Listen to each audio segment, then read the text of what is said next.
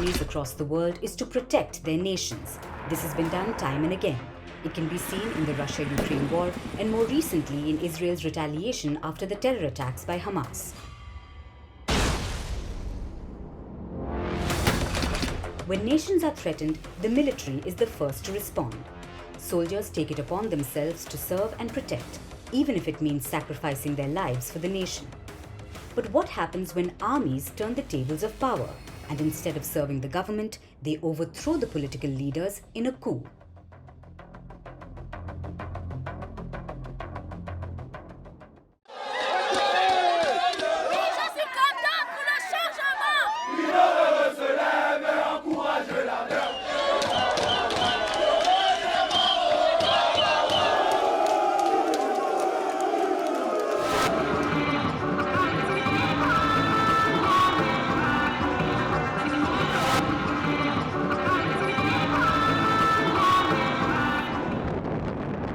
Coups have become frequent in Africa.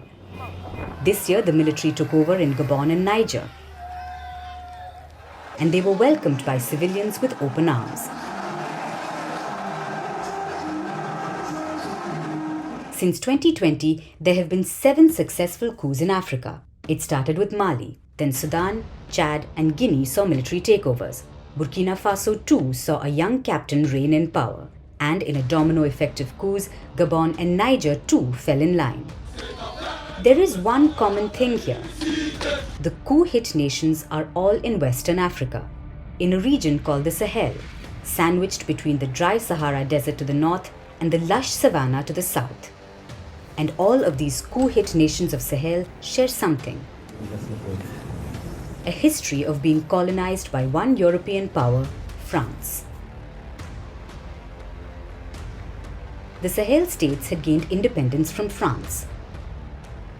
Despite withdrawing, France continued to maintain its presence in West Africa. In 2017, France formed a group called the Sahel Alliance, a grouping with 5 nations from Sahel including Burkina Faso, Chad, Mali, Niger, and Mauritania. France said that the group was created to fight Islamic terrorism in the region. France even invited Germany, the European Union, and the United States to join the alliance, and all of them agreed. The seeds of dissent had been planted. Within 3 years, the African members of the Sahel Alliance saw political turmoil. Anti-colonial and anti-France sentiments grew.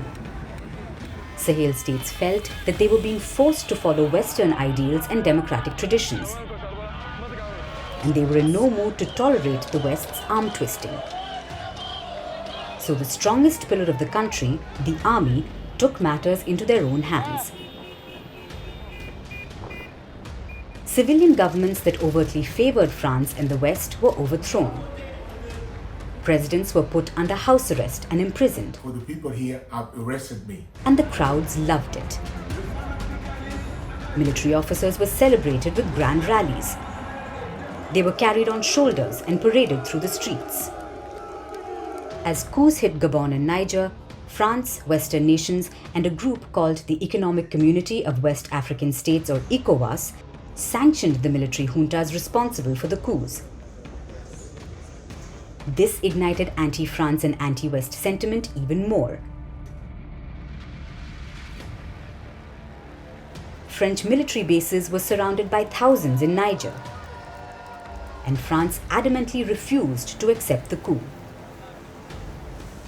Et donc notre politique est simple. Our policy is simple. We do not recognize coup leaders. We support the president, who has not resigned, and we are committed to standing by his side. So the pushback from the people of Niger grew even more. Everyone has the right to taste independence. Everyone has the right to regain its dignity. And if France won't let Africans breathe, we are going to force it to listen to us. Ne veut pas permettre aux Africains de respirer. Nous allons la forcer à nous écouter. And eventually, the French army was forced out of Niger.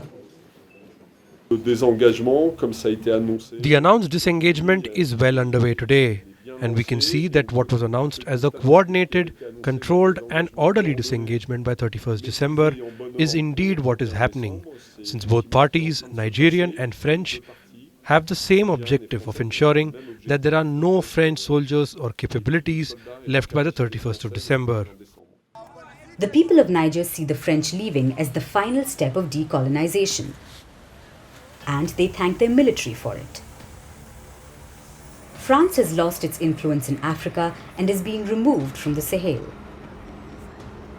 Because the African generals decided to take matters into their own hands, and they have found a new friend, Russia.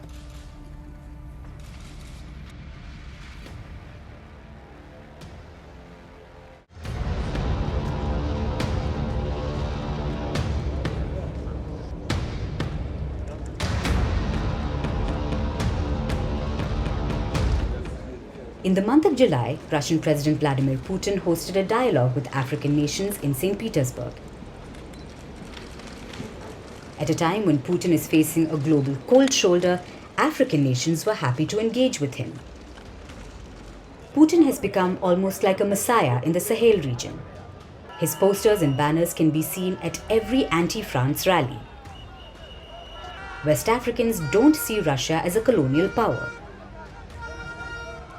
They see Putin as a leader who stands up to the West. Russia too gains a lot from this popularity. Putin has sent his Wagner troops to provide security in the region. In return, Russia gets to explore the Sahel region for diamonds, gold, and other rare minerals.